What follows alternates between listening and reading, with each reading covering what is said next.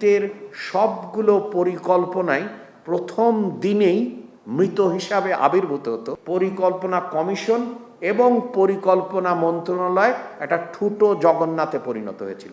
আমরা যদি এক কথায় বলি তাহলে হচ্ছে যে এই বাংলাদেশের পরিকল্পনার ইতিহাসে, যেটাকে আজকের উপদেষ্টাগণ বলেছেন যে অতীতের সবগুলো পরিকল্পনাই প্রথম দিনেই মৃত হিসাবে আবির্ভূত হতো, তার থেকে ভিন্নতার দাবি করেছে।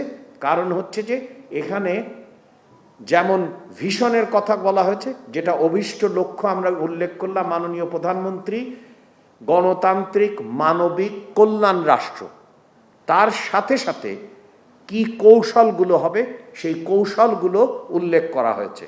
অর্থাৎ 2034 সালে $1 ট্রিলিয়ন অর্থনীতি কিভাবে অর্জিত হবে এবং তার ভিত্তিতে খাত ভিত্তিক কী ধরনের পরিকল্পনা হবে সেগুলোর কৌশল বলা হবে। এবং সাথে সাথে সবচেয়ে গুরুত্বপূর্ণ বিষয় হচ্ছে তার নির্দেশক, অর্থাৎ হচ্ছে ইন্ডিকেটরগুলো বলা হবে। এটা হচ্ছে ফ্রেমওয়ার্কের একটা অংশ। আর একটি অংশ হচ্ছে যে আমাদের কি কি এই যে অর্জন করার জন্যে কি কি সংস্কার হবে সেইটা 4টি অধ্যায়ে উল্লেখ করা হয়েছে। অর্থাৎ প্রোগ্রামিংটা কিভাবে হবে। দ্বিতীয় উল্লেখ করা হয়েছে যে এটার পরিবীক্ষণ এবং মূল্যায়ন কীভাবে হবে। তৃতীয়ত আমরা উল্লেখ করেছি যে এখানে কিভাবে নিশ্চিত করা হবে তথ্যের অবাধ প্রবাহ এবং এই প্রক্রিয়াটা একটা কিভাবে জনবান্ধব হবে এবং জনগণের কাছে জবাবদিহিতা নিশ্চিত করবে। তো এটা একটা বড় রকমের পরিকল্পনার ইতিহাসে বড় মাইল ফলক।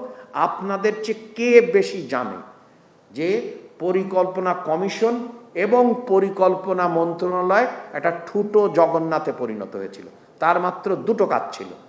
একটা কাজ হচ্ছে কোনো প্রকারে 50 কোটি টাকার নিচের প্রকল্পগুলো দ্রুত হারে ছাড় করা, তাহলে আইনের শাসন লাগবে না, কোনো বৈঠকের দরকার হবে না, একনেক দরকার হবে না, এইটা একটা।